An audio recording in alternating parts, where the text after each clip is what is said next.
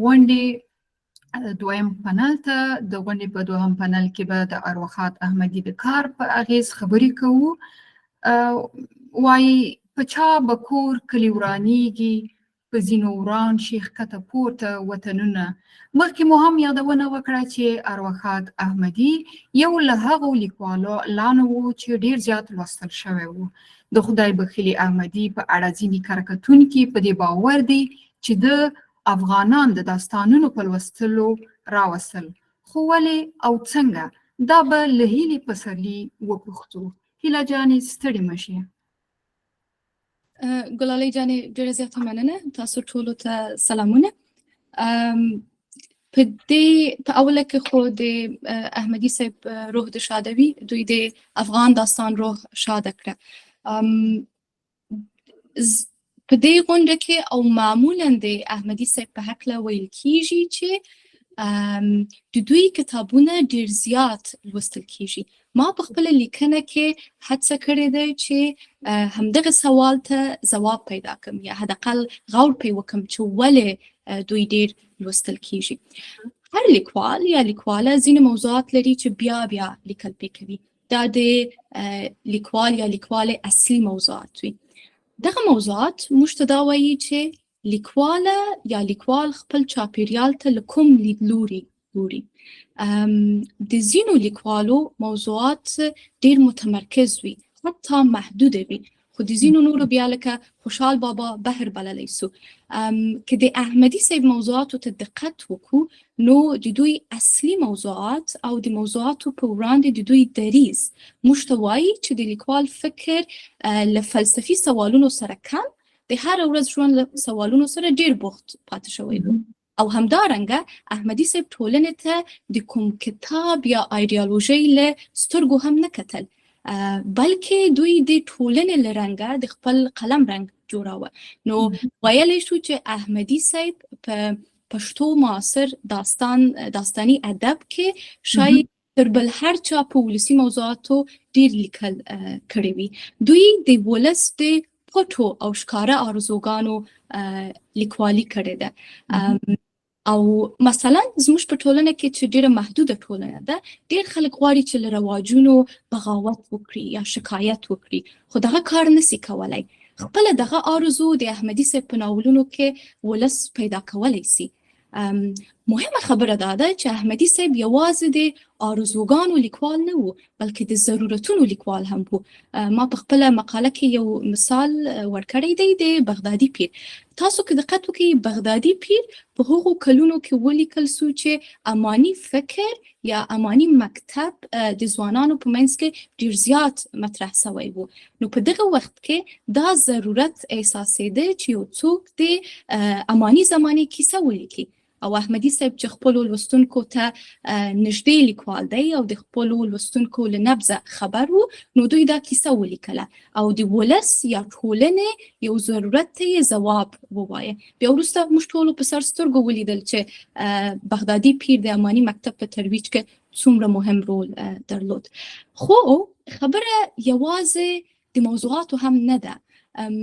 احمدي صاحب څه د اکثریتو کیسې لیکي. دا په څه معنا؟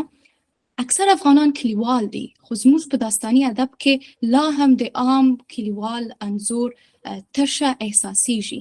دی یو له هغو محدودو لیکوالو و چې د دې تشه په ډکولو کې ډېر زیات کامیابه و. نو خبره یوازې د موضوعاتو او د اکثریت هم نه ده. تاسو که د احمدي صاحب سبک ته دقت وکړئ، ډېر زیات داسې ځانګړنې به پیدا کړئ چې د افغان لوستونکو له ذوق یا طبع سره برابر دي. ما په لیکنه کې ډېر زیات مثالونه ورکړي دي، ډېر زیات نه خو ځینې مثالونه ورکړي دي. دلته به یې څو یاد کړمه. یو مثلا احمدي صاحب ډېره پیاوړې تلوسه لري. د دوی ناولونه چې دي ډېره پیاوړې تلوسه لري، خو پیچلی پلاټ نه لري. همدغه عامل دی چې د دوی ناولونه په یوه ساه په یوه ناسته او ډېر ژر لوستل کیږي. بل مثلا د دوی په ناولونو کې د پیښو سرعت یا په ناولونو کې د پیښو ترمنځ سرعت له پیله تر پایه یو ډول دی او دا لوستونکي نه پازابوي په دې معنی چې مثلا کله لوستونکي احساس کوي چې دا خبره ډیره اوږده سوه. د احمدي صاحب په ناولونو کې تاسو دغسې یو احساس ونه کوي. کله ناکله لوستونکي احساس کوي چې دا خبره لیکوال ماته ډیر واضح نه لیکي او زه ډیر وخت یا ډیر دقت ته ضرورت لرم چې د لیکوال په خبرې پوه شم یا پوه شم. احمدي صاحب داسې هم نه کوي. نو د دوی په ناولونو کې د پیښو سرعت ډیر عالی راغلی دی. یو بل شی چې زموږ په ژبه کې یا زموږ په وطن کې سینما ډیره کمه ده یا بیخي په نیشت حساب ده. په دغسې یو ټولنه کې ممکن لوستونکي وغواړي چې متحرک انځورونه ډیر ولولي یا متحرک انځورونه خوښ کړي. د احمدي صاحب د انځورونو د کامیابۍ یو علت دا دی چې دوی چې کله کرکټر معرفي کوي له انځورونو سره یې معرفي کوي. نو دا داسې لکه یو فلم چې ستاسو په ذهن کې جوړ سي. زه فکر کوم د احمدي صاحب په سبک کې او د دوی په لیکوالۍ کې داسې ډیر نور ځانګړنې هم پیدا کولی سو چې د افغان لوستونکو په طبع او د دوی په ذوق برابر دي. نو موږ له احمدي صاحب نه کیسه لیکوال، مخصوصا کیسه لیکوال له احمدي صاحب دوه مهم سبقه زده کولی سي چې احمدي صاحب ټولو ته په میراث پریښي دي.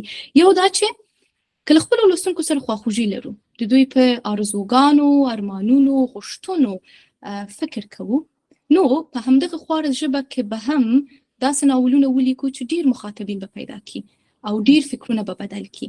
دوهم دا چې که د داستان تخنیکونه زده کوو، دا مهمه خبره ده، که د داستان تخنیکونه زده کوو او بیا یې د خپلو لوستونکو له سویې او ذوق سره برابروو، نو په لنډ وخت کې ډیر زیات مخاطبین پیدا کولی سو. زه فکر کوم د احمدي صاحب عالی هنر که په فلمونو او ډرامو بدل شي، د وطني سینما په عامېدو کې به ډیر زیات ګټور. خو د اوس لپاره چې په سینما بحث ډیر نشي کېدلی، د دې لپاره موږ وطني سینما متاسفانه چې نه لرو. زه فکر کوم که د ادبیاتو د پوهنځیو محصلین یا شاګردان د احمدي صاحب د ناولونو پر بنسټ سناریوګانې ولیکي، موږ به دوه ګټې کړې وي. یو خو د سناریو بحث به مو په عملي بڼه مطرح کړی وي، او دوهم دا چې هغه سینما چې متاسفانه په نیشت کې حساب ده، هغې ته به مو خام مواد برابر کړی وي. زه فکر کوم چې په همدغه وړاندیز به خپلې خبرې ختمه کړم. مننه. ډېره زیاته مننه هیله جانې. وبخښه چې مخکې مې دا هم ونه ویل چې ته یو ښه کیسه لیکونکي او ګډونوالو حتما ستا کیسې لوستلي دي د خواله رسنیو له لارې. ورځو مینا نظري ته، او لومړی به ووایم چې ژوند ښاغلي احمدي ته دا فرصت ورنه کړ چې خپله کیسه ولیکي. موږ د دې غونډې د راجوړېدو پر وخت د خاطراتو راټولولو ته ډېر پام وکړ. له تاسې ټولو هیله کوو چې د هغه په اړه خپلې خاطرې خوندي کړي. لکه څرنګه چې هیلې وویل، ارواښاد احمدي د ولس د زړونو لیکوالو. راځئ د ده له همکارۍ او دوستې مینا نظري واورو چې دا هم لیکواله او شاعره ده. له کتابونو وراخوا د نصیر احمد احمدي کیسه راته وکړي. نو مینا جانې نظري، ستړې مه شي او مایک مو پرانیزه. ډیره مننه ګلالۍ جانې. هیله لرم چې ټولې ګډونوالې به ښې وي، او په لومړي سر کې دا ډیره نامناسبه ګڼم چې د احمدي صاحب په اړه دا خبره وکړم چې احمدي صاحب اوس له موږ سره نشته یا احمدي صاحب مړ شوی.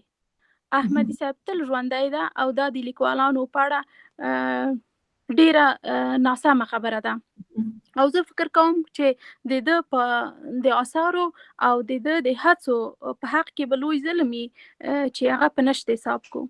نو د احمدي صاحب روح د خوشحاله وي او دی تل له موږ سره ده او له مینوالو سره ده. زه د احمدي صاحب د شاګردې او همکارې پایس غواړم د ده د ژوند، شخصیت او لیکوالۍ په اړه ځینې خبرې در سره شریکې کړم چې هغه ما د ده په شخصیت کې موندلي او یا مې هم په خپله د احمدي صاحب نه اورېدلي دي.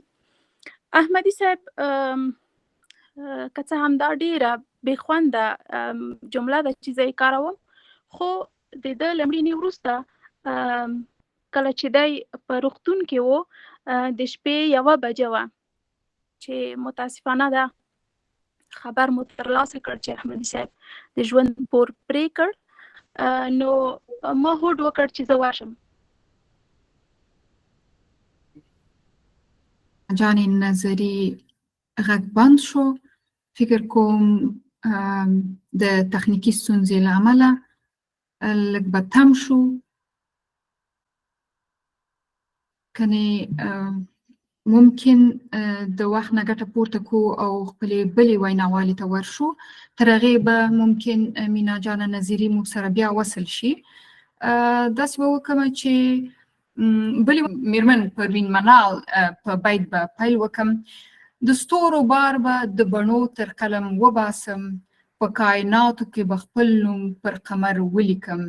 مشهوره خبره ده چې که یو وطن ودان غواړئ د ماشومانو روزنې او پالنې ته یې پاملرنه وکړئ.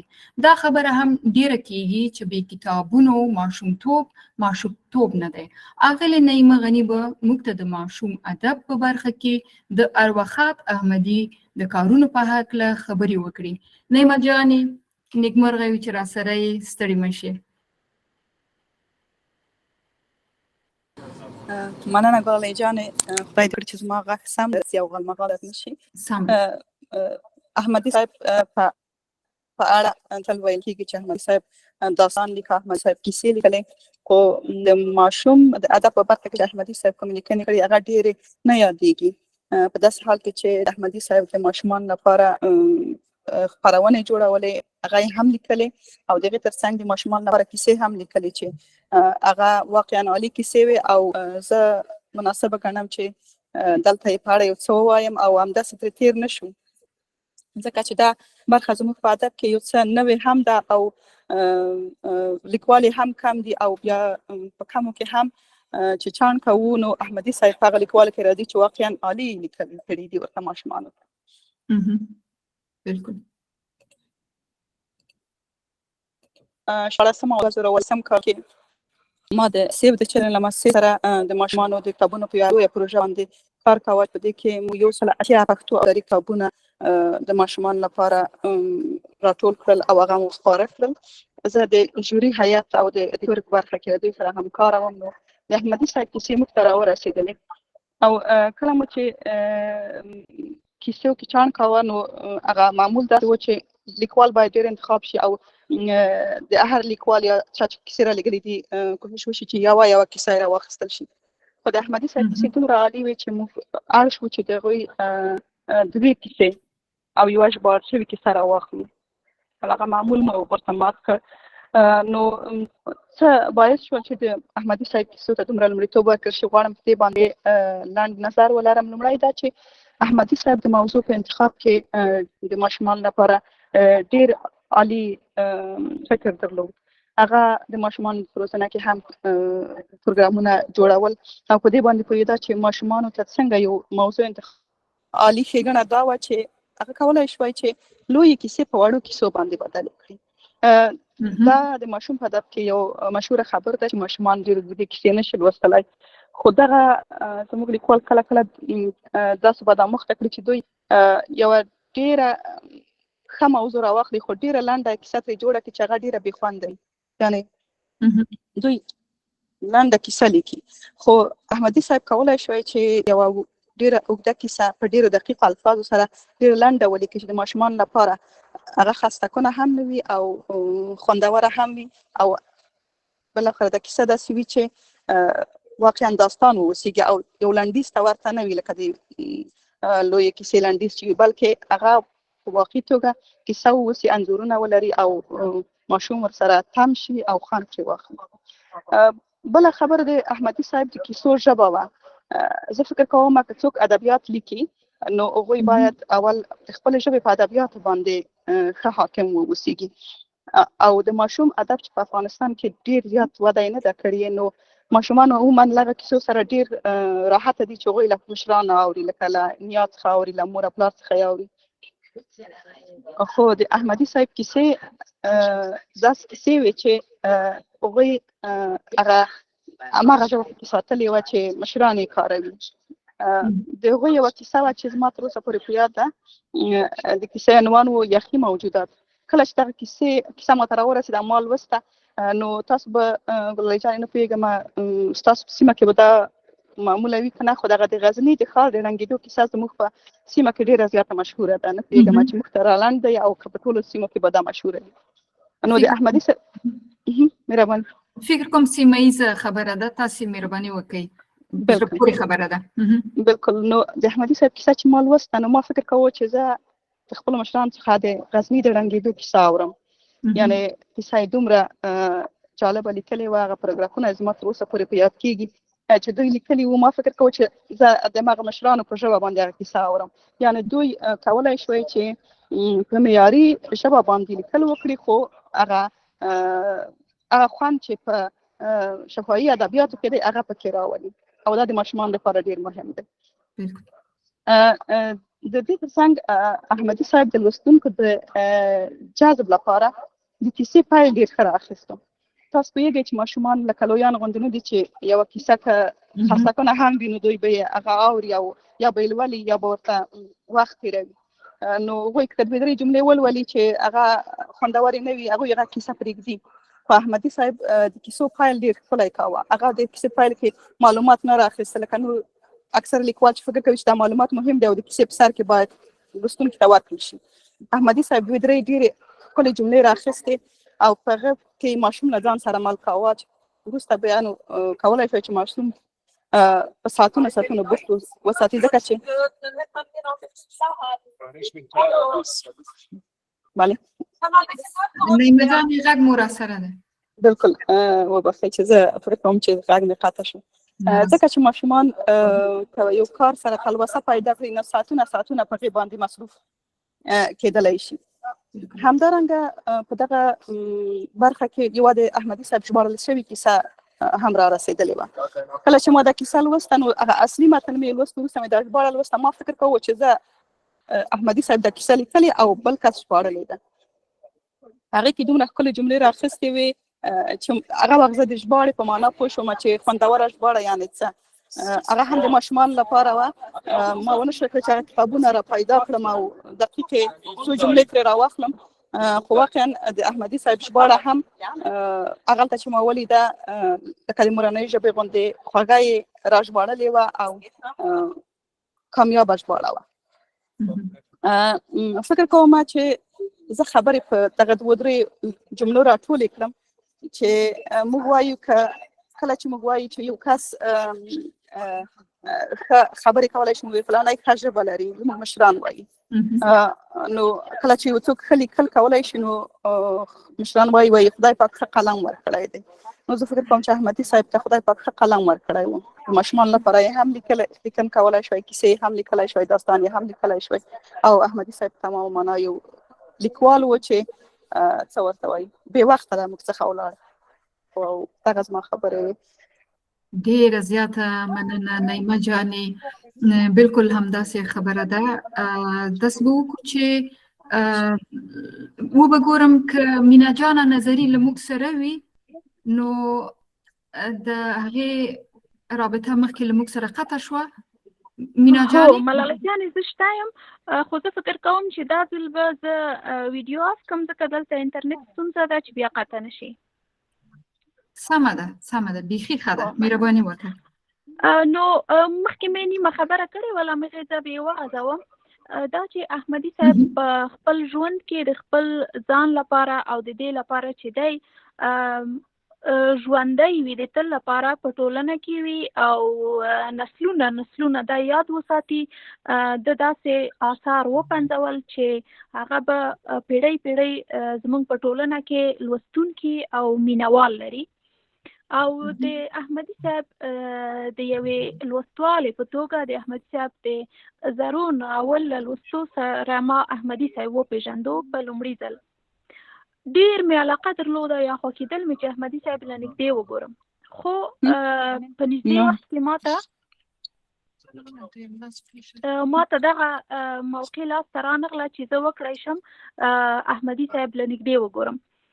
له نیکه مرغه په یوې غونډه کې مې احمدي صاحب ولیدو چې په هغې غونډه کې احمدي صاحب له څېرې راته یو مغرور انسان وبرېښېده.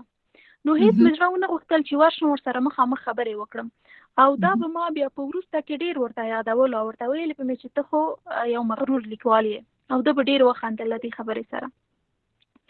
احمدي صاحب واقعا چې نه تکراریدونکی انسان و، او څه وخت وروسته په شیبه راډیو کې مې یو ادبي خپرونه چلوله، د هغې لپاره مرکې ته ورغلم او ده هم دا مرکه ومنله. ډېر متفاوت انسان ما دی ومونده. کوم تصویر چې ما ورنه درلودو هغه واقعا چې په همغه شیبه کې له ما سره بدل شو. تر هغې وروسته زه د احمدي صاحب همکاره شوم له نیکه مرغه. احمدي صاحب دومره اجتماعي نه و. څو ځله یې خپله هم ویلي وو چې غونډو ته تګ او له ډېرو خلکو سره لیده کاته یې دومره نه خوښېدل، خو زما دا بیا ډېر خوښېدل. زه به هر کله غونډې ته تلم، په تېره د مونږ مېرمن ادبي بهیر ته به تلم، نو ما به د ده نه اجازه اخیسته چې غونډه ده زه ځم. ده کله هم ما ته نه ویل چې ته مه ځه. ده به ما ته ویل چې لاړه شه، خو کارونه به دې خلاصوې، بیا به ځې. یو ورځ داسې راغله چې راته ویلې چې یو ورځ خو ما هم در سره بوځه که نه دې غونډې ته. ما به ورته ویل چې احمدي صاحب ته کله ځې؟ ته دومره مغرور لیکوال چې دې غریبانه غونډو کې ګډون نه کوې. وایي خندل، وایي ته خو یو ځل وازم وایه چې زه ځم که نه. په همغې وخت کې تصادفاً د شفیقه جان خپلواک غونډه وه چې ماشومانو ته یې ګڼ کتابونه چاپ کړي وو. نو احمدي صاحب یې هم بللی و. ما ورته ویلي چې احمدي صاحب څنګه کېږي؟ د خندل چې زما ژمنه په یاده ځو به. احمدي صاحب تر هغې وروسته به یو نیمې غونډې ته تلو، او په غونډه کې به ډېر وخت د ګډونوالو سره په روغبړ تېر شو. دومره ډېر مینهوال به یې ورنه ټول وو چې غونډه به تر ډېره وځنډېده د دې لپاره چې ګډونوال راټول شي غونډې ته. د احمدي صاحب په اړه زه ښه زیات خاطرات لرم، او دومره مهربانه انسان و، دومره د سترو اخلاقو بیلګه وه چې زه یې کله هم په الفاظو د ده ستاینه نشم کولی. احمدي صاحب د ناولونو ژبه هر لوستوال ته معلومه ده، او په دې باندې هر یو پوهېږي او سر یې پرې خلاص ده. د کیسې ژبې ته یې ډېر پام کوو، د جملو طبیعي جوړښت ته یې ارزښت ورکوو. هر کله به چې ما کیسه ولیکله، د نیوکه به دا وه چې ته اکثره لکه رسمي ژبه کاروي، ته طبیعي والي ته هېڅ ارزښت نه ورکوي. ده به تل داسې ژبه خوښوله چې په ذهن کې ورسره تخیل وزېږېږي. د ده د ناول د ټال 2 جملې دي، درته وایم یې. ماشومه نجلۍ وایي ابۍ را باندې ګرانه وه. بصیر وویل پر ابۍ هم ګرانه وې، د ژوند خوند همدا دی چې په نورو ګران واوسه او نور در باندې ګران که. احمدي صاحب واقعا په خپل ژوند کې دغه کار وکړ. پر نورو ګران شو، بې حده ګران شو، او نور هم په ده دومره ګران وو، دومره ورته عزیز وو چې ما په دې دومره پېژندګلوۍ کې له ده کله وانه اورېدل چې فلانی بد انسان ده، دی ښه نه ده. ده به تل د نورو ستاینه کوله، او بې حده د مینې ډک انسان و. احمدي صاحب زما د کیسو ژبه اکثر دومره خوږه ایډیټ کړې وه چې زه به د خپل قلم د وچې ژبې په توپیر او د هنري ژبو په لیکلو سره پوه شوم چې ما څه لیکلي وو، او احمدي صاحب څومره وړتیاوې لري او څومره برلاسی دی په خپله لیکوالۍ کې. نه غواړم چې ډېره په تفصیل سره د ده په خاطراتو وغږېږم. ما لیکنه کړې ده، پرې کېدای شي چې وروسته یې دوستان ولولي. خو د خپلو داستانونو په شان له مینې ډک او عاطفي انسان و. ده هر کله ویل چې زه مطالعه نه خوښوم، خو ما دا هغه وخت هم نه ورسره منله، او اوس یې هم نه منم. ځکه هر کله به چې نوی کتاب چاپ شو، لومړی به احمدي صاحب هغه لوستلو، او لومړی لوستوال به دی و. له موږ سره به موضوع شریکوله چې کتاب په څه لیکل شوی و، څنګه لیکل شوی و، او کوم موضوعات پکې راغلي وو، کومې نیمګړتیاوې وې او کومه برجسته ټکي وو پکې. خو د فلمونو سره بیا د ده علاقه زیاته وه. هر کله به چې کوشش کولو چې دا را زده کړي چې په خپلو کیسو یا ناولونو کې څنګه تلوسه وساتو، ده به د فلم کیسه کوله چې دغسې یو فلم و، د یوې وړې صحنې نه ما څنګه ټول فلم تعقیب کړ او څنګه یې دغه زه یې حفظ کړلم تر اخره له ځانه سره. احمدي صاحب په خپل مسلک کې دومره مخلص و چې هره تجربه یې له خپلو همکارانو او مینوالو سره شریکوله. د ده په لیکوالۍ کې هېڅکله هم د راز خبره نه وه چې ده به کومه یوه پټه کړې وي.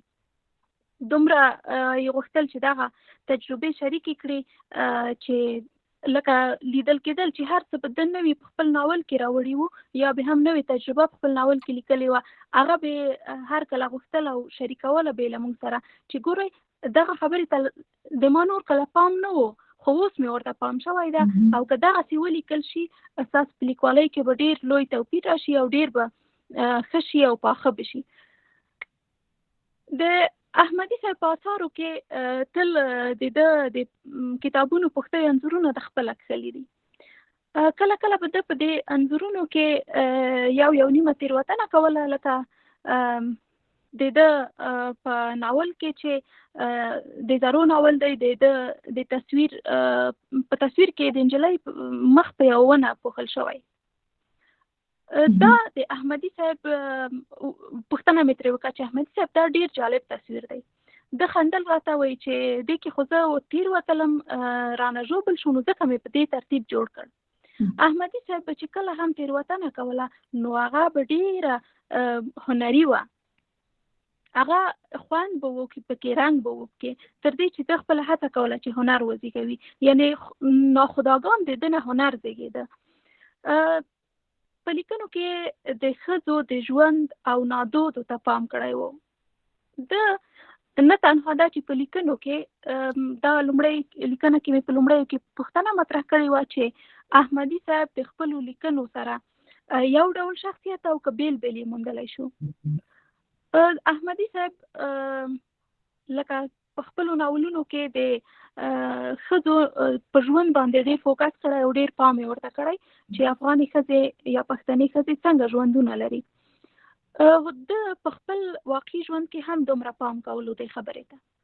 ده که خپلې لور ته تعلیم غوښته، ده د خپل کورنۍ نورو غړو ته لکه ورېرې یې وې او نور خپلې خپلوانې وې دوی ته یې هم غوښته. یعنې ده یوازې د ګاونډي لور ته دغه خپلواکي نه غوښته، تنها یوازې سلما ته یې نه غوښته بلکې خپلې لور آرزو ته، مدینې ته، هر یوې ته یې غوښته.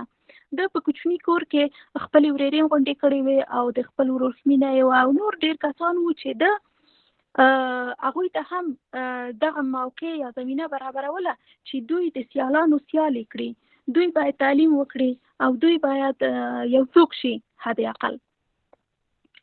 احمدي صاحب ګڼې اقتصادي ستونزې درلودې په خپل ژوند کې. هغه لیکوال نه و لکه د بهر لیکوالان چې موږ یې نومونه اخلو چې دوی څه ډول اثار زېږولي یا څه ډول ژوند یې کړی یا کوم امکانات یې لرل. زموږ او تاسو د افغانانو ژوندونه اکثر ورته دي، خو د احمدي صاحب ژوند بیا د هغې کچې ژوند و لکه زموږ ژوند چې دی، لکه د ما ژوند چې و، لکه د موږ هرې یوې چې دی. احمدي صاحب کله چې د ټال ناول ولیکه نو ما نه یې وغوښتل چې دا ولولم تر چاپ د مخې. ناول مې ولوسته او ومې ویل ورته چې ډېر عالي او ډېر خوندور ده، خو هغه څه خبرې چې وې پکې هم یې ورسره شریکې کړې. وروسته یې له شعبې زنګ راغی وایي چې ته به یو ځل راشې. زه چې کله ورغلم ورته ومې ویل چې احمدي صاحب دا خو ډېر عالي کتاب ده، خو دا به کله چاپېږي؟ ده ویل چې چاپ خو به شي، خو ډېر دوستان دا علاقه لري چې زما ناول چاپ کړي، خو زه نه پوهېږم چې څه وکړم. ما ورته ویل چې دا خو ښه خبر ده احمدي صاحب، که په لوړ قیمت یې هر څوک چاپوي هغې ته به یې وسپارې او ته پیسو ته هم ضرورت لرې. ده په حیرانۍ سره راته وویل چې هغه ده چې نه کېږي. هغه وخت چې ما لیکنې کولې او نوی لیکوال شوی و، ما غوښتل مې چې لیکنې مې چاپ کړم، ما ته هېچا هم هو ونه ویلې، زما لیکنو ته یې رد ځواب راکوو. یوازې مومند خپرندویه ټولنه وه چې دوی زما آثار چاپ کړل لومړني. نو زه اوس نشم کولی چې دوی ته نه ووایم او نورو ته یې ورکړم. په سخته ورځ کې دوی له ما سره مرسته کړې او په ما یې باور کړی. احمدي صاحب یو احسان منونکی او د لوی زړه څښتن لیکوال و. د همکارانو سره خورا صمیمي او ملګری و. تل به یې په داسې انداز هڅول چې یو بل ته به حتی ورته نه و. هر یو به فکر کوو چې نه له ما سره ډېر ګران ده او ډېر صمیمي ده، ما ته ښې مشورې راکوي. هیڅ کله د نه ځواب په خوله نه و. او احمدي صاحب نه مې یو ورځ پوښتنه وکړه چې احمدي صاحب ته ناول څنګه لیکې، یعنې څنګه یې پیلوې؟ ده ویل چې زه خاکه لیکم. بیا یې وخندل. ډېر څه سملاسي هم لیکم. ویل چې زه مخکې له مخکې شعر نه چمتو کوم، زه په طبیعي والي پسې ډېر ځم. کله مې په ذهن کې لومړی چې کله زه تصمیم ورته نیسم، یعنې ما یو څه فکر کړی وي، خو کله چې زه لیکم زما کیسه بلې خواته لاړه شي او بیخي متفاوت پای لري هغه. یعنې د په خپلو خاطراتو کې هم ویلي دي چې کله یو لیکوال و، بهرنی لیکوال ووایي چې هغه ټوله شپه په دې تېره کړې وه چې مرکزي کرکټر ورنه مړ نه شي، خو بیا هم ورنه مړ شوی و. د ده تاکید په دې و چې نه باید تاسې په زور خپله لیکوالي یو لوري ته تم کړئ یا یې رهنمایي کړئ. لیکوالي پرېږدئ په طبیعي بڼه چې کومې خواته ځي هغې خواته دې لاړه شي او خوند یې په همدغه طبیعي والي کې دی. د احمدي صاحب ډیری وخت یې خپلو لیکنو ته ورکوو او په دفتر کې به یم چې کله فرصت پیدا کړ د خپلې لیکنې کولې او د دفتر کارونو او خپل مسلک ته یې ډېر اهمیت ورکوو. په وروستیو کې تصمیم ونیوو چې دی د ژورنالیزم پوهنځی ولولي، خو له بده مرغه اقتصادي وضعیت او د وخت کمښت له امله ده ونه شوی کولی چې دغه ارمان یې پوره شي. او زما او د احمدي صاحب تل دا ستونزه وه چې انګلیسي ژبه به زده کړو. څو ځلې مو تصمیم ونیوو چې موږ دواړه به ځو او کورس کې به داخله کوو، خو متاسفانه چې مرګي دغه فرصت ور نه کړ او دغه هیله یې هم نیمګړې پاتې شوه. لکه ټول زمونږ او تاسې ټولو ارمانونه چې نیم دي، دغسې د احمدي صاحب ارمان هم په نیمه پاتې شو. بیا هم نه وایم چې احمدي صاحب نشته، روح یې ښاد، یاد یې تل پاتې او تل به زموږ په زړونو کې او په لیکنو کې به راسره وي. ډېره مننه. بالکل له تا نه مننه، نړۍ مننه مینا جانې نظري. رښتیا هم داسې خبرې دې موږ ته واورولې د احمدي صاحب په اړه چې مخکې به ممکن چا نه وي اورېدلي، نو وروسته به دا چاپ کېږي هم. دا یې تر ټولو هغه ښه خبره ده. ځلا نور وایي 8 کلنه وه چې په لومړي ځلې د احمدي صاحب ناولونه ولوستل. په دې تجربه یې کلونه تېر دي، خو نه هغه وخت او نه هم اوس یې دا کتابونه پردي موندلي. د ښاغلي احمدي د آثارو د استثنایي شهرت یو علت ښایي دا وي چې د هر عمر لوستونکي لوستلی او ځان پکې لیدلی شي. له ځلا نور به د یوې لوستونکي تجربې واورو. اوس اول پام وکړم چې ځلا جانه موږ سره ده، ستړې مه شئ. وی ولس جانان کړه نو د ټول ولس جانان بشي. سلامونه نیکې هیلې احترامات هیله ده چې ښه به وي تاسو ټولو ته او درنو لیدونکو او اورېدونکو ته. د احمدي صاحب په اړه زه ډېر څه د ویلو دپاره لرم، وخت هم کم دی او تاسو هم ډېر څه وویل. ما خپل لوستل د کتابونو د احمدي صاحب له ناولونو شروع کړي دي، خو زه د احمدي صاحب د ناولونو یا د کتابونو په ارزښت هغه وخت پوه شومه چې زموږ تر کوره بغدادي پیر راورسېده. ما به همیشه مور ته خپل کتابونه ورکول چې دغه لوله ښه دي درته، لکه ورسره به خوشحاله یې، خو دې به یو 2 پاڼې ولوستل بیا به یې کېښودل، که نه خوند یې نه ورکوو. یعنې لوستل کولی شي، خو د کتاب لوستلو سره یې دومره شوق نه و، یا که ووایمه دومره خاصه به پرې پوهېده هم نه، که نه. نو یا دغه بغدادي پیر چې زموږ کور ته راورسېده، دغه کتاب چې ما ورته ورکړو، ما ورته ویل چې هسې مې 2-3 ورقې لولي، خو دغه ولوله. بیا چې دې په دې کتاب باندې شروع وکړله، یاد مې شي دغه په یوه ورځ کې ختم کړه او بیا دغه کتاب دې زموږ د خپلې خور ته یې ورکړه. همدغسې زموږ خپلوانو کې بیا نو هغه کتاب ما کور کې نه دی لیدلی، ډیر ولوستل شو او بیا به چې هر مجلس کې د په دې کتاب به خبرې کېدې چې پیر داسې وکړل او پیر هسې وکړل که نه. زه هغه وخت د احمدي صاحب د ناولونو په ارزښت پوه شومه چې په داسې ټولنه کې چې له کتاب له علمه ډیره لرې ده، بیا هم د احمدي صاحب کتابونه په شوق لوستل کیږي. ما د احمدي صاحب ناولونه په شپه کې به لوستل په ماشوموالي کې، او له یوې شپې مې د دې کتاب نه ځنډوو، دومره یې تلوسه زیاته وه. او زما دغه همیشنی عادت و چې دغه خپلو ملګرو ته مې کتابونه ډالۍ کې ورکول چې کله به کومه خوشحالي وه یا به فراغت و. نو تر اوسه ما چې کوم کتاب چاته ډالۍ کې ورکړی هغه د احمدي صاحب کتاب دی، ځکه زه درکولی شم چې دوی لولي او پرې پوهېږي. دغه یو دلیل دی چې زه خپلو ملګرو ته هم د احمدي صاحب کتابونه په ډالۍ کې ورکوم. ما د احمدي صاحب ناولونه لوستي کتابونه دی چې دی یو دو درې نکتې وایم چې ما پکې لیدلي دي او تاسو ډېرې خبرې پرې وکړلې. یو څو خبرې به زه هم پرې وکړم چې هیله د تاسو ته نه وي. مونږ په ادبیاتو کې یوه مهمه خبره لرو چې هغه انسان دوستي ده که نه. انسان دوستي دغه له بل لیدلوري مونږ ته رامعرفي کوي یا له بد لیدلوري مونږ ته راپېژني که نه. دی هغه د افغان انسان د پیژندلو دپاره حتی تر ستورو مزل کوي. دی د دې ټولنې له ناخوالو دومره ستړی دی چې حتی د حیوان په ژبه غږیږي او د دې ټولنې ناخوالې موږ ته د حیوان په ژبه بیانوي. یعنې د احمدي صاحب که چیرې موږ د هغه ناولونه ولولو، هغه زموږ په ټولنه کې د انسانیت په لټه دی. له دې رواجونو نه لکه څنګه چې هیلې جانې په خپله مقاله کې یادونه کړې ده، بغاوت کوي که نه. دلته زموږ په ټولنه کې د انسانیت په لټه دی. دغه یې تر ټولو مهمه وه چې ما پکې ولیدله، لکه دغه هیومنیزم یا انسان دوستي یې له بل لیدلوري موږ ته راښودلې ده. دې کې به زه خپلې مقالې کې وضاحت ورکړم او مثالونه به در سره شریک کړم. بله دغه د یوه مهمه برخه چې زموږ ډیره قوي ده او ډیره راخیستل شوې ده، احمدي صاحب په دې باندې هم سترګې نه دي پټې کړي چې هغه فولکلور دی که نه.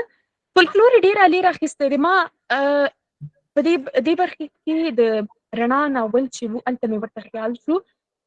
ګلالی یو کرکټر دی، دغه له یوې ښځې پوښتنه کوي چې په غزني کې یا همغه ښار کې چې دی څو ډوله اتڼې کېږي که نه. بیا دی ورته وایي چې 3 ډوله، یوه داسې او دغسې. زه هلته پوه شوم چې احمدي صاحب په فولکلور باندې هم سترګې نه دي پټې کړي. په زیاتره ناولونو کې یوازې رڼا بیلګه نشي کېدلی، په زیاتره ناولونو کې د فولکلور هم راخیستی. دغه ځای ټپه راخیستې ده. په یو ناول کې بوټی راپېژني چې دا پلانی بوټی دی یا په غره کې راکېږي، په بل ناول کې ستوري راته ښیي، او بل د حساب لکه 2 شله او دغه پخوانی حساب چې کوم دی دغه زموږ د فولکلور برخه ده او دغه ډېره زیاته مهمه ده. ما چې د احمدي صاحب ناولونه لوستي دي، یو شي چې زما تلوسه ده هغه د غزني ښار دی. ده ډېر ښه انځور کړی دی. او بل دغه موږ کرکټر جوړونه لیمې جانې په خیال مې ډېره ښه لیکنه پرې کړې وه. ما د احمدي صاحب له ناولونو همدغه برخه چې ده ډېره ښه یاد کړې ده. لکه د ده موږ وایو چې ښځینه لیدلوری قوي دی. نه، د احمدي صاحب روح دی ښه دی، ټول لیدلوري قوي دي. اصلا کرکټر جوړونه یې عالي ده، له ډیالوګ رانیولې، له خبرو اترو رانیولې، بیا تر ټولو انځورونه پورې دغه کرکټر جوړونه عالي ده. دوی ویلي چې که چیرې د احمدي صاحب ناولونو ته کتنه وشي، د ښځې لیدلوری دومره قوي دی، که چیرې په پښتو کې یوه تکړه لیکواله هم دغسې ناول ولیکي، دومره به د دې هغه ښځینه لیدلوری قوي نه وي که نه. زما دا خیال دی. دغه د ده هنر و چې د ښځینه لیدلوری قوي دی. البته ټول کرکټرونه جوړونه یې عالي ده. که چېرته ووایم احمدي صاحب دې شي ته زه بیخي حیرانه یم. احمدي صاحب راته ښځه کېږي په یو ناول کې، په بل ناول کې راته بوډا کېږي، په بل ناول کې راته څارنوال کېدی شي، په بل ناول کې راته ووایم کوچی. د ده وړوکی ناول ما لوسته، ما وایي که احمدي صاحب په کوچیانو کې ژوند تېر کړی دی که نه. زه دې شي ته بیخي حیرانه یم چې احمدي صاحب دومره کرکټر جوړونه څومره زیاته عالي ده، لکه هر انسان موږ ته څومره ښه راپېژني، لکه یو ماشوم، زوړ، بوډا، ښځه، کوچی، ښاری، کلیوالی، دغه ټول راته ډېر ښه انځوروي. دغسې نن زموږ د پښتو ادبیاتو کې دغه ډېره ښه خبره نه ده چې دا موږ ته ماشوم ډېر هوښیار کړي که نه، یا کلیوال راته د ښاري په ژبه غږوي، که دې شیانو ته مو خیال وي. دغه د ده په ناولو کې نه ښکاري او دغه تر ټولو کامیابه برخه ده. زما خیال دا دی چې کرکټر جوړونه یې عالي ده او زما دغه برخه کې ډېرې زده کړې ترې کړي دي. او دا چې احمدي صاحب ولې لوستونکي ډېر لري، په دې باندې موږ ټولو خبرې وکړې، بېلابېل دلیلونه لري. لکه د احمدي صاحب نثر روان دی، ساده نثر دی، ټول پرې پوهېدلی سي. لکه که چیرې زه ووایم چې د احمدي صاحب نثر یوه سپینه هنداره د چې هر څوک پکې ځان کتلی شي که نه، دومره اسانه دی چې هم بوډا لکه یو نالوستی چې هغه له راډیو نه د ده ناول ولې هم د هغې ناول په مطلب پوهېدلی شي. تلوسه یې عالي ده. هیلې جان یوه خبره کړې ده چې لنډ دي، دغه یې عالي برخه ده. او نورې لکه نثر یې روان دي، دغه مونږ یاده کړله. او همدغه برخې دي چې د احمدي صاحب ناولونه خلک ډېر ولي او لوستونکي زیات لري او هر څوک پکې خپل انځور ګوري. بس خبرې نه اوږدوم، تاسو ډېرې خبرې وکړې او هیله لرم چې همدغسې غونډې تل ولرو او د احمدي صاحب روح دې ښاد وي. ډېره مننه ځلا ګلې، د تا نه مننه چې موږ ته دې وخت راکړی و او د احمدي صاحب په اړه دې خپل نظر وړاندې کړ. غزني په ښاغلي نصیر احمد احمدي ډېر ګران و او د خپل خاص انځوریز نثر په جادو یې په ډېرو نورو هم ګران کړ. له آمنې عزیزي اورو چې څنګه د احمدي صاحب آثارو په خیال کې له ننګرهاره غزني ته بوتلله. آمنه جانه به موږ سره حتما دلته وي. وبه ګورم آمنه جانې، ستړې مه شئ. ډېره مننه ګلالۍ جانې. سلامونه تاسې د بهیر ټولو ګډونوالو او اورېدونکو ته. ځای لري یاده کړم د ارواښاد احمدي صاحب د دویم تلین په مناسبت د هغه کورنۍ، ملګرو، زده کوونکو، خواخوږو، مینوالو او په ټوله کې د پښتو لوی ادب ته تسلیت ووایم. زه غواړم پر لوستونکو د ارواښاد احمدي صاحب د ناولونو د کرکټرونو پر اغېز وغږېږم. غالبا زه به دریم ټولګي کې وم چې له ښوونځي وراخوا مې د نورو کتابونو مطالعې ته ملاس کړ. زموږ په کورنۍ کې د ما دوه نورې وړې د تره لورانې چې له ما مشرې وې، هغوی به ډېر کتابونه مطالعه کول او د هغوی په لیدو زه دې ته وهڅېدم چې زه هم باید کتابونه مطالعه کړم. لومړنی کتاب چې د ما لاسته راغی هغه د احمدي صاحب د رڼا ناول و او ما د هغې په اړه د خپلو کاکا لورانو نه وپوښتل چې زه دا کتاب لولم، دا به ښي؟ هغوی ما ته ډېر ښه نظر راکوی و، دا حتما ولوله. زما اوس هم یاد شي چې هغه وخت زما د ښوونځي رخصتۍ وې او په جلال آباد کې ګرمي وه. د نورو ماشومانو په څېر زه هم د ښوونځي رخصتیو ته پر دې خوشحالېدم چې ما د لوبو دپاره او په ځانګړې توګه د نانځکو دپاره ډېر وخت لره چې زه د ملګرو سره وکړم. خو ولې په دغه کال باندې ما د خپلو رخصتیو موده د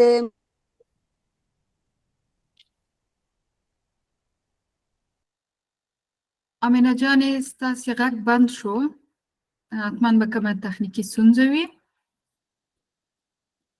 په دې هیله چې بېرته راسره ډېر زر وصل شي.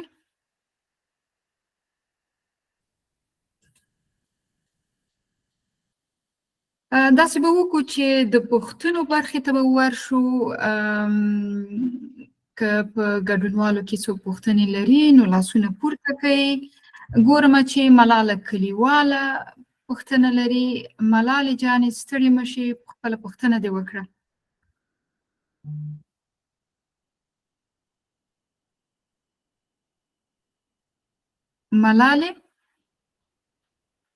ملالې کلیوالې که موږ سره شته یې نو مایک دې اوپن کوو، په خپله پوښتنه دې ووایه. سلامونه او درنښت تاسو ته او د غونډې ټولو ګډونوالو ته. هیله ده چې روغ جوړ او خوشحاله به اوسېږئ. د نصیر احمد احمدي روح دې ښاد وي، خدای دې جنتونه ورکړي. زما پوښتنه به له ښاغلي غني صاحب څخه وي، نعیمه جان غني څخه. موږ د ماشومانو پاخه کیسه لیکوالان ډېر نه لرو ستاسې پام څرنګه کولی شو د ماشوم ادب تشه ډکه کړو؟ تاسې په ماشوم ادب کې د ارواښاد احمدي کارونه وستایل او په دې برخه کې مو مهم کار وباله. اوس پوښتنه دا ده چې ولې زموږ نور مطرح کیسه لیکوالان یا کیسه لیکوالانې ماشومانو ته لیکل نه کوي یا یې ډېر کم کوي؟ د دې علت څه شی ده؟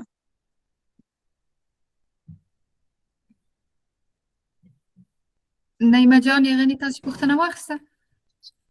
بالکل ما پوښتنه واخیسته. ملالۍ جانې مننه. فکر کوم چې د ماشوم لیکوالي په افغانستان کې هسې هم نوې وه او د ماشوم د ادب په برخه کې زموږ په افغانستان کې یا پښتو ژبه کې د ماشوم ادب بیخي یو څه نوی دی. کم لیکوال پکې لیکل کوي او د څو کلونو کې که هم موږ په فولکلور کې ډېرې زیاتې کیسې د ماشومانو لپاره درلودې او ولسي ادب مو د ماشومانو له کیسو ډک دی، خو کتابونه ورته په د وروستیو کې چاپېدل او کم ځکه چاپېدل چې کله چې لیکوالو په دې برخه کې لیکنې هم شروع کړې نو ډېر پام نه ورته کېدو. زه تل وایم چې تر اوسه پورې په افغانستان کې کتاب د ماشوم په لومړیتوب نه دی بدل شوی، یعنې موږ تر اوسه پورې هر څومره هڅې کړي دي په دې نه یو توانېدلي چې ماشوم ته دا ورزده کړو چې کتاب مطالعه کړي یا د کتاب څخه کیسه ولولي. مثلا که په تلویزیون باندې یوه کیسه خپره شوې یا هم که په موبایل کې کوم داسې یوه سرګرمي دوی درلودلې ده چې د هغې څخه خوند واخلي، نو خو دغه ځای کتاب تر اوسه پورې نه دی نیولی. دا په دې خاطر چې اکثره کورنۍ هم نالوستي دي او کتابونه په کم اندازه چاپېدل او بیا یعنې دومره ښکلي او هغسې چې نورو ماشومانو ته په نورو نړۍ کې چاپېږي داسې نه چاپېدل چې ماشوم توجه دې ورته جلب شي. او بل دا چې موږ مسلکي په دې برخه کې داسې یو څه نه درلودل چې مسلکي توګه لیکوال ورته وروزل شي. کله چې ما د ماشوم ادبیاتو بنسټ ثبتاوه نو له ما څخه هغلته دوی وغوښتل چې دغه کسان چې له تاسو سره کار کوي دوی باید د ماشوم ادب په برخه کې زده کړې کړي وي. نو ما ورته ویل چې نه ما نه دو کسانو په دې برخه کې زده کړې کړي دي چې ځکه چې دا برخه تر اوسه پورې په افغانستان کې په پوهنتون کې په نصاب کې نه ده شامله چې د ماشوم ادب برخه کې د زده کړې وشي. بیا چې له نیکه مرغه دا په هماغه کال باندې د ماشوم لیکوالي یا ماشوم ته لیکوالي په د پوهنتون په نصاب کې شامله شوه. بیا هر څه دغسې پاتې شول. نو فکر کوم دغه ټولې لاملونه دي چې ماشوم ته لیکوالي کمه کېږي. خو بیا هم لیکوال و لکه د احمدي صاحب په څېر نور داسې لیکوال هم و چې هغوی حتی په نشتو امکاناتو باندې لیکنې کولې، په خپل لګښت به یې کتابونه چاپول او ماشومانو ته یې رسول. او په دې وروستیو کې زموږ بنسټ او ځینې نور بنسټونه لکه مصور بنسټ ماشومانو لپاره کتابونه چاپ کړل او تر ماشومانو پورې ورسېدل. او موږ ورو ورو په دې کوښښ کې وو چې که وکولی شو چې دغه تشه خپل افغاني لیکوالو سره را ډکه کړو او ترڅنګ یې د نړۍ مهم آثار هم راوژباړو او ماشومانو ته یې ورسوو. او فکر کوم بیا د هڅې ټولې همداسې نیمګړې پاتې شوې، خو زه وایم نه نیمګړې نه دي پاتې، زموږ هڅې به جاري وي انشاءالله. حوصله به نه بایلو. ماشومان کتاب ته ضرورت لري او نړۍ پر مخ روانه وي او کتاب د نړۍ برخه یو. هر څنګه وي زموږ ماشوم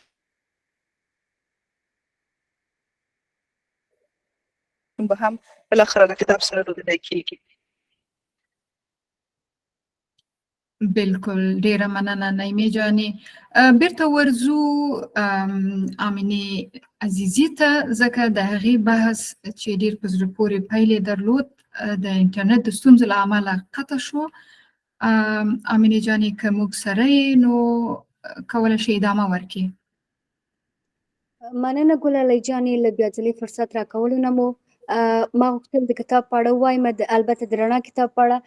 زما د هغه کتاب هغه د پیل صحنې اوس هم یادې دي چې کله هغه کتاب ما پیل کړ نو د هغې لومړنۍ صحنه دغسې وه چې یوه وړه نجلۍ په یوه دښته کې د یوه برابر تنکي هلک سره رمه پیوله، او چې څنګه دغه صحنه پیل شوله ما سم د واره دغه دښتې ته ځان رسولی و، غزني ته. موږ پښتانه په خپل منځ کې یوه اصطلاح لرو، وایي پیریانو ته غزني څه دی، خو ولې د احمدي صاحب د ناولونو په لوست سره زه په دې باوري یم چې انسانانو ته غزني څه دی. یعنې موږ کولی شو چې د احمدي صاحب د کتابونو یا په ځانګړې توګه د ناولونو په لوستو سره غزني تصور کو او بیا یې وګورو، ورته لاړ شو. نو کله چې د احمدي صاحب د رڼا ناول ما لوسته، هغه په ما باندې دومره اغېز کړی و چې ما به کله ځان د رڼا په لور کې جوړاوه، ځکه د هغې معصومیت بیخي زما د ماشومتوب معصومیت ته ورته و. او کله کله به مې ذهن زه رڼا جوړولم او ځان به مې د هغې د ناروغۍ په بستر باندې پرته ګڼله چې د ناکامې مینې درد یې د وجود رګونه او هډوکي خوږول. ما د ناول د دغه دوو کرکټرونو سره ډېره ژوره خواخوږي خپله کړې وه. یو لامل خو یې دا و چې دا دواړه ښځینه وې او په دې کیسه کې تر ټولو ډېر درد همدې دواړو ته رسېدلی و، نو ځکه زما پرې ډېر زړه سوځېده. بل احمدي صاحب د کرکټر کښنې ځانګړی او اغېزمن سبک و چې زما د نننۍ احساسات یې دومره راژوندي کړي وو چې زما دویم ځان یې کله پاڼه او کله راته رڼا جوړوله. دا زما د مطالعې کمال نه و، دا د احمدي صاحب د ناول او د هغې د ځانګړي سبک کمال و چې زه یې له موټره پرته غزني ته وړې وم او صحنې یې راته ژوندۍ کړې وې. ما ته د دې کتاب لوست دومره خوند راکړی و چې ما دا 2 ورځو کې خلاص کړ. خو د کتاب له خلاصېدو وروسته زما ذهن څو ورځې په غزني کې و او د احمدي صاحب د ناولونو په لیوالتیا او شوق باندې ما نور ډېر کتابونه په هماغه وخت کې ولوستل او دغه مینه او لیوالتیا ماته د احمدي صاحب کتابونو راکړله. د احمدي صاحب یوازې رڼا ناول نه و، بلکې د هغې ټول ناولونه او کیسه ییز کتابونه هم دغه ډول ځانګړی سبک لري چې په لوستونکو باندې ډېره اغېزه لري. او د رڼا ناول یې ما ځکه یاد کړ چې هغه لومړنی کتاب و چې ما په ډېر ماشومتوب لوستی و او ډېر تاثیر یې راباندې کړی و. احمدي صاحب چې و هغه اصلا زموږ د ټولنې په نبض، نیمګړتیاو، اړتیاو او غوښتنو ډېر ښه پوه و. دا دې ته ورته موارد یې ډېر ښه پوښښ کول. که موږ د پښتو ادبیاتو منظومه او منثوره برخه له خوشحال خان خټک پرته هېڅ ګڼو، نو همداسې پښتو داستاني ادب هم د ارواښاد احمدي صاحب د اثارو او خدمتونو پرته فلج ګڼلی شو. خو افسوس چې هغه خدای ژر ځان ته نه وی بللی او د پښتو ادبیاتو د داستاني برخه پرې نه وی خوره شوی. زه هیله لرم چې د احمدي صاحب د ټولو کتابونو توري د هغه شاخې او ورپسې دعا ویونکي اوسي. ډېره مننه. له تا نړۍ مننه مینه جانې. ډېر یو ښکلی تصور د موږ سره شریک کړ چې یوازې د یو ناول یا د یوې کیسې لوستلو اغېز ځینې وخت دومره ژور کیدی شي چې ولاو که په خپله هغه ځای کې نه مو اوسې، کولی شي د هغه ځایه لیدنه وکړي. نو ډېره مننه چې راسره وي. تقوا جانه برهان هم پوښتنه لري، لاس یې پورته کړی دی. تقوا جانې که موږ سره شته یې نو مایک دې خلاصولی شي.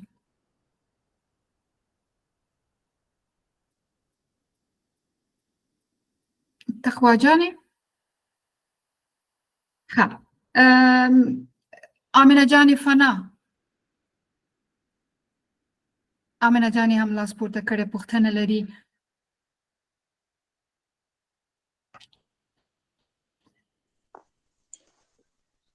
سلامونه مینه د غونډې ټولو درنو ګډونوالو ته بختوره یم چې نن په داسې یوه عالي غونډه کې ګډون کوم. د پښتو ژبې د بې جوړې لیکوال او عالي شخصیت نصیر احمد احمدي روح دې ښاد وي، یاد دې تلپاتې. زما پوښتنه له مینا جانې څخه ده.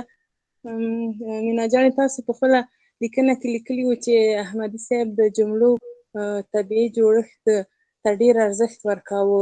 ځینې کتونکي په دې باور دي چې د احمدي صاحب نثر داسې و لکه روانې اوبه. فکر کوئ چې علت یې دا دی چې دوی بیخي ډېر لیکل کول؟ څنګه؟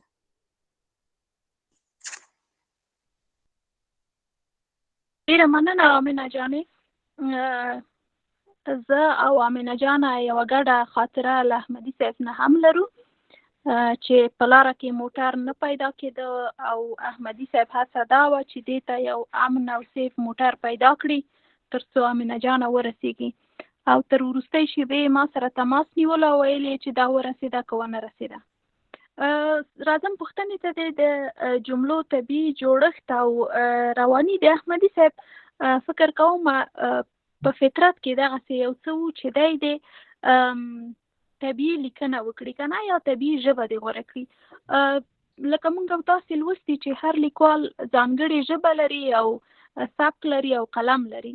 دا هم د احمدي صاحب یو کمال و. زه فکر نه کوم چې دا د په ډېر تمرین سره او یا د هم په ډېرو لیکلو سره ترلاسه شي. که څوک ډېر هم ولیکي هغه خپله مخصوصه ژبه به لري او په تکرار به همغه لیکي. د احمدي صاحب دا یو ډېر ستر کمال و چې د دغسې طبیعي ژبه درلوده او په طبیعي والي کې د ډېر کوشش کوو چې تصویري وي ژبه یې، یعنې د معلومات نه ورکول، د تصویر درکوو، عملاً یې په تا کته، عملاً یې ته هغلته بولې چې چېرته دی تله ته یې هم ورسره بیولې. او ده به کوشش کوو د طبیعي والي علتونه یې درته وایم که نه، یو یې ژبه ډېره تصویري وه او بل دا چې و د ده نثر ډېرې متحرک تصویرونه یې درلودل او د ناول ژبه یې اکثره لکه لوسته به دی د نظم غوندې درته برېښېده، جملې خورا آهنګینې، لنډې او خوږې وې. یو مثال یې دلته وایم، د ده د لنډې کیسې د مات زړه په نامه کیسه یې وه چې د هغې لنډې جملې دي. دا لږ درته وایم ځکه چې وخت کم دی. یو وخت چې ځان ته یې پام شو د غره په څوکه ولاړ و، د پټکي شمله یې باد ښوروله او په خولو لوند تنده یې سهاراني لمر ته ځلېده. ګوره ده ونه ویل چې سړی په یوه ساعت تر غره وختو، په منډه منډه وخوت او څومره په تیزۍ لاړه. هلته بیا په غره کې معمولا شمال دی، بیا د ده لونګۍ په سر وه، دغه لونګۍ بیا شمال خوځوله او دی ډېر خولې شوی و او لمر راختلی و، بیا لمر چې و د ده په ټنډه لګېدلی و. یعنې ده په خورا هنري ژبه دغسې تصویر درته وړاندې کوو، معلومات یې نه درکول، بلکې ته یې بیولې او هغه کس ته یې مخامخ درولې. زه یې دغې کس ته مخامخ ودرولم چې په کوم حد کې ده او څه ډول احساس لري او له څېرې څنګه ده. د احمدي صاحب د طبیعي والي لویه او ستر کمال دا و چې ده غوښتل چې د ولس په ژبه خبرې وکړي، نه یې غوښتل چې په هغه ژبه خبرې وکړي چې په کوم رسمي محفل کې کېږي یا په ډېر رسمیاتو کې کېږي، ځکه ده غوښتل چې د ولس ستونزې او د ولس ناخوالې دوی ته یو حل وګوري که نه. نو ده کوشش کوو چې د ولس په ژبه وغږېږي او دی په دې پوهېده چې زما مخاطب څوک دی؟ ولس دی. یعنې ده د ولس سره خبرې کولې، نو په کار و چې ولسي ژبه وکاروي. او ولسي ژبه یو د احمدي صاحب ماته دومره خوندوره او په زړه پورې ده چې زه یې تل په ذهن کې ساتم او د هرې کیسې هر ډیالوګ راته یاد وي. او یو د پسرلي صاحب، د پسرلي صاحب ناول چې کوم ما لوستي یا کومې لیکنې چې ما د ده لوستي، هغه کې زه بغلان ته تللی یم، هغه کې زه یعنې کوم ځایونه چې ده تصویر کړي زه تر اوسه ځان هلته احساسوم او حس کړي مې دي. هیله ده چې پوښتنه حل شوې وي تر حده. او حتما مینا جانې ډېره مننه. او هغه وبښئ چې یو خبره زه په پای کې شریکوم، دا چې که چیرې ما هم پوښتنې کولی نو ما به دا کوله، خو چون چې ما خبرې وکړې زه غواړم دا یو خبره د احمدي صاحب په اړه شریکه کړم، دا چې احمدي صاحب خپل کوم ناولونه خوښول. احمدي صاحب ټول ناولونه ورته خواږه وو، ورته ګران وو، خپله یې زحمت ایستلی وو پرې، خپل کمالونه یې وو. واقعا چې دا یعنی معلومه خبر ده څومره یې چاپ کړي دا به ټول دته د خوښې وو. خو هغه چې دته ډېر کله ما ورنه اورېدلي او د ده د خوښې وو، لومړی بغدادي پیر وو چې دا د ده یعنی د خپله به ویل چې دا زما د کمال ناول دی او ډېر یې خوښ وو. تر ناول وروسته یې رنګه غوږونه واقعا هغه به تل پر ژبه وو او چې کله به یې د ناول نه خبرې کولې یعنې په دومره خوند یې کولې چې تا به غوښتل چې فقط د ده نه واورې او یوازې د رنګه غوږونو په اړه واورې. او تر هغې وروسته چې وروستی ناول یې شو هغه د غڼې ځاله و چې ډېر ورته خوشبینه و. ده به ویل چې زه ګورم چې دا په ټولنه کې څومره محبوبیت پیدا کوي، یعنی څومره خلک یې لولي، ځکه دا زما د خوښې ناول دی. نو د احمدي صاحب دغه ناولونه د خوښې ناولونه وو او تل یې ډېر خوښول. ډیره زیاته مننه مینا جانې چې دا وروستۍ خبره دې هم د موږ ټولو سره شریکه کړله. که معصومه عزیزي را سره وي، ځکه لاس یې مخکې پورته کړی و خو زه یې اوس په سکرین نه وینم. معصومه جانې ټولو ته سلامونه او نیکې هیلې.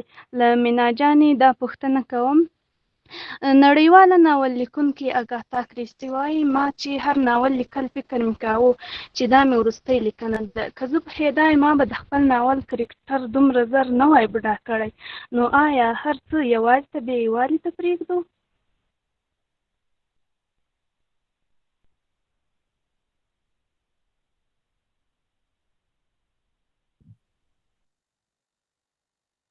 پوښتنه مو واخیسته؟ پوښتنه مې واخیسته.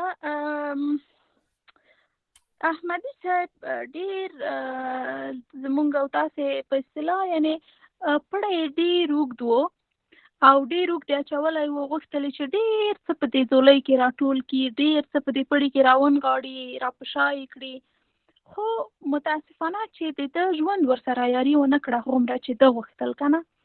نو ځکه خو احمدي صاحب په ډېر کم عمر کې تاسې فکر وکړئ چې د 40 کلونو سړی به دومره فرصت وي پیدا کړی وي چې یو برخه یې خپل شخصي ژوند ته ورکړې وي، یو برخه یې د اجتماعي ستونزو ته ورکړې وي او یو برخه یې د لیکوالۍ ته ورکړې وي. خو احمدي صاحب په دې پوه و چې څومره لنډ ژوند لري، ځکه خو یې ټول ژوند خپلې لیکوالۍ ته وقف کړ. زه تر اوسه په افغان لیکوالانو کې دومره نمونه زه نشم پیدا کولی چې تر ده نه یې په ډېر عمر کې فرض وکړئ په 80 کلونو کې د احمدي صاحب په شان دغسې هنري پنځونې کړې وي. احمدي صاحب ناخودآګاه په دې پوه و چې د ده عمر څومره لنډ دی، نو ځکه یې هېڅکله دا خبر دې ته پرې نه ښوده چې زه به دغه موضوع په بوډاتوب کې لیکم.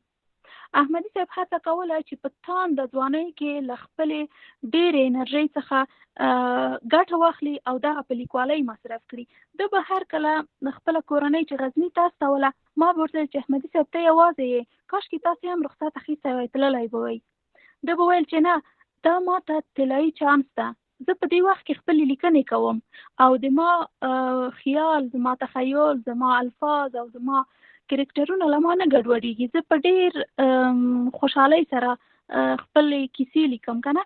لکه مخکې هم سلما جان یاده کړه چې کله په برق تله دی به خوشحاله نه و. دا ځکه چې احمدي صاحب په تانده ځوانۍ کې ټول وخت خپلې لیکوالۍ ته پرېښی و او هېڅکله یې دا فکر ونه کړ چې دغه موضوع به زه اوس نه لیکم، کله چې بوډا شوم، کله چې پوخ شوم، کله چې ښه ورسېدم بیا به دا لیکم. احمدي صاحب هر څه په همغه وخت کې تجربه کړل او همغه وخت یې ولیکل. که څه هم د ده ډېرې پلانونه وو یا ډېرې برنامې وې چې دی لیکنې وکړي، داستانونه وپنځوي، تحقیقي مقالې ولیکي. لکه په دې وروستیو کې ده هڅه کوله چې نوي څه تحقیقي ولیکي او دا یې څو ځله له ما نه غوښتنه کړې وه چې دغسې کتابونه او دغسې آثار او داسې معلومات که لرم چې ورسره شریک یې کړم. احمدي صاحب تر وروستۍ ساه پورې هم دا ونه ویل چې دا دې اوس وي بل وخت یې لیکم. بیا مننه مینا جانې.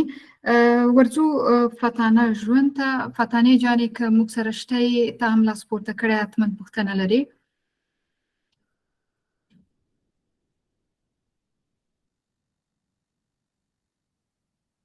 فتانې جانې شته یې موږ سره؟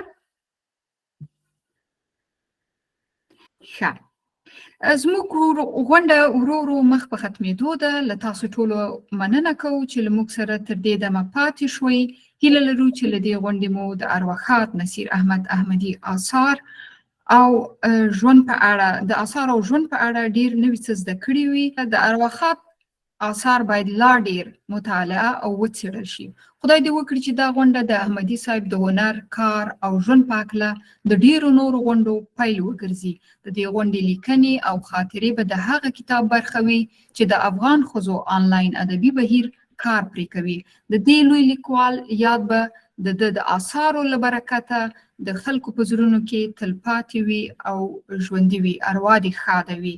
لکه څرنګه مو چې د غونډې په پیل کې د ښه خبر یادونه وکړه، نور به په دې اړه درته عابده جانه سپوږمۍ معلومات درکړي. عابده جانه لیکواله او شاعره ده. زه مو په لوی او بښونکي خدای سپارم. په عزت اوسئ. وای زری زری شي چې رڼا ته رسي، لمر ته رسي، ستوري له سختو نه تېرېږي چې سحر ته رسي. د مزل ستړی د منزل په مخ کې هېڅ هم نه وي، له غرونو اوړي چې سیندونه سمندر ته رسي.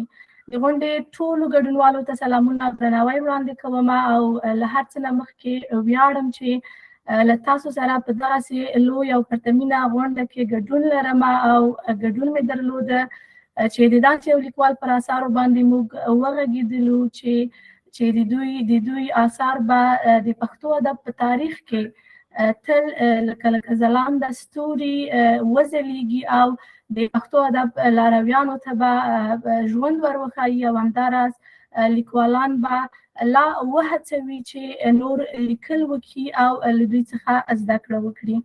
او زه به یوه وروستۍ بله خبره هم وکړم او خبرې به خپلې ډېرې نه اوږدې کوم. تاسو به په تمه نه پرېږدم چې دغه ښه خبر او زیری له تاسو سره شریک کړم او د احمدي صاحب د لارې له پیروانو سره واقعا چې ټول به ورته په تمه وي. هغه دا چې زه فکر کوم چې احمدي صاحب واقعا خپل منزل ته رسېدلی و. لکه دغه بیت چې شاعر وایي د مزل ستړی د منزل په مخ کې هیڅ هم نه وي، له غرونو اوړي چې سیندونه سمندر ته رسي. زما په اند احمدي صاحب واقعا په دومره لنډ عمر چې دوی درلوده دوی خپل منزل ته رسېدلي وو او دوی هغه کارونه کړي وو پښتو ادب ته چې فکر وکړئ یو لیکوال به یې په 100 کلونو کې په ډېر لږ به پیدا شي چې هغسې به وکړی شي. او احمدي صاحب کتابونه به او د دوی ادب د دوی لاره د دوی فکر به تر هغه وخته پورې وي، تر هغه وخته چې پښتو ادب وي، تر هغه وخته چې د دوی فکر به تر هغه وخته ژوندی وي، تر هغه وخته چې پښتو ادب لوستل کېږي او دوی به مینوال لري او لوستونکي به لري. نو ډېر مو په تمه نه پرېږدم، دغه ښه خبر غواړم چې له تاسو سره شریک کړم. د احمدي صاحب وروستی لیکل شوی اثر د پاچا خان ژوندلیک دی. دا کتاب د ارواښاد احمدي په جادویي انځوریز نثر لیکل شوی دی. د پاچا خان د ژوند کیسه کوي. یاد کتاب چې ښایي په بازارونو کې پیدا نشوي، زموږ د ادبي بهیر په زیار به په انلاین بڼه خپور او د ادب مینوالو ته به ډالۍ شي. همدارنګه یاد کتاب به په لنډه موده کې په غږیزه صوتي بڼه هم د ادبي بهیر له خواله رسنیو خپور شي چې هغلې مینا نظري به وړاندې کوي. نو په همدې سره د نن ورځې غونډې ته د پای ټکی ږدو او د افغان میرمنو ادبي بهیر له تاسو ټولو درنو لیدونکو او اوریدونکو نه مننه کوي چې تر دې دمه له موږ سره وئ او همداراز بهیر به د داسې نورو ډېرو غونډو ویاړ ولري او چمتووالی او تیاری به ورته ولري. د احمدي صاحب اروا دې ښاده وي او د دوی یاد دې تلپاتې وي. تاسو ټولو مننه.